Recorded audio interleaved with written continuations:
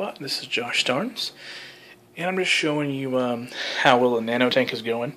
This is the first week of the nano tank. I've had one death. Not bad, really, considering, that's just a normal thing when things are first cycling. Fish are mostly hiding.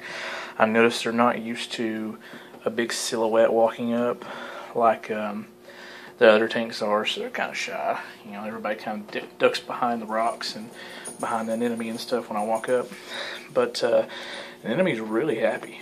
I mean, he's spread out, he's hunting, which is really cool. They actually get fed again tomorrow. Really happy about that. And basically using LED pod lights here, about 12 watts worth. Technically it's supposed to be a lot less light than this guy's supposed to like, but he's actually doing really well. He's managed to move around the tank, scoot around and stuff like that, and when they're all flumed out like this, that means they're hunting. They're hungry, but they're not deprived hungry. So I'm really happy with how everything's going. Just want to reach around here in the back to show you the plumbing system. Super simple. I mean, got a return right here. One canister, sorry, it's kind of dark back there. One link. Oh wow, just dropped that. And the first canister. Now this is for the bio pellets, and this one's for the carbon.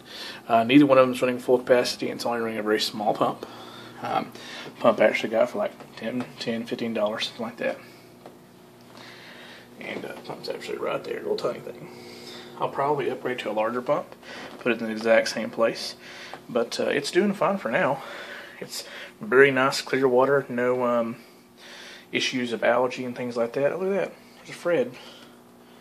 We call them Freds. This is actually a stink bug. But here in the southern United States, these little guys are everywhere.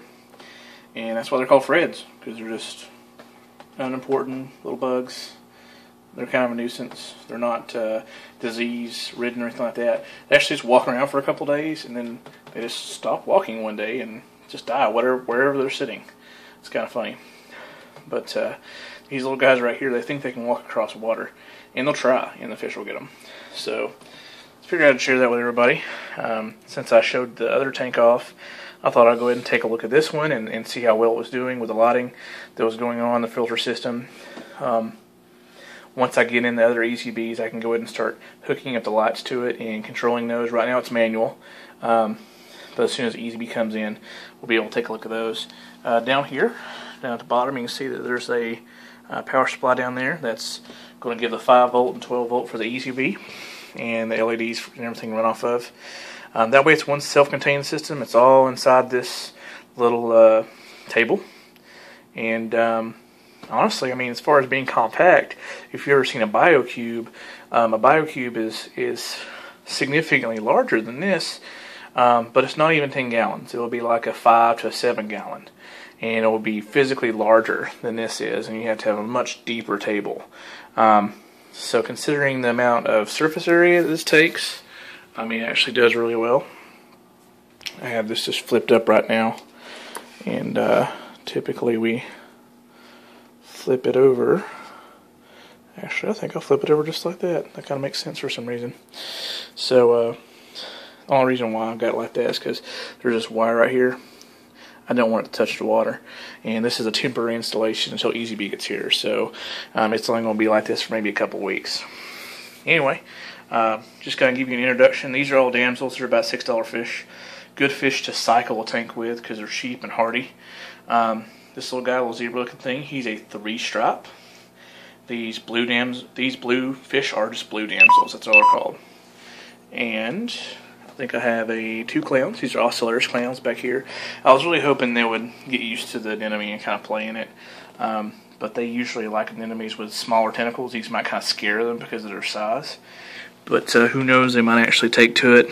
I might end up putting a smaller anemone in here with this one. They're territorial, but as long as you don't put the same kind of anemone in, like this is a long tentacle, which is a predator, they also have smaller anemones, which are more feeders, and they don't have long tentacles to reach out and grab things. Alright, so there's a yellowtail back there. Those guys are pretty aggressive, but they're not like the damsels. They're half of what a damsel is, so they get a little aggressive every once in a while, but they're not going to just chase something around all the time. So, anyways, I'm going to go ahead and conclude this video, post it. Hope you guys enjoyed it and see the progress so far on the Nano aquarium. I know there's not a whole lot of electronics that I actually showed here. You know, this is the power supply. It's actually an old Cooler Max, is what that is. Everything's already hooked up and wired up and ready to go. I previously showed you guys the light with 3 LEDs, which is what actually I knocked over just a second ago, and that's what that powers. But I don't have to drop down the wattage because it's just too much heat, and that's bad. Hang on, I'm gonna get rid of this little thread right here. There we go. Thanks. Just keep out of my tank, buddy. And yeah, this season those things, like, they come everywhere. I don't know where they come from. Anyway, I'm gonna go ahead and stop right here, and hopefully this is gonna make a good YouTube frame right here. Maybe this is what you'll see.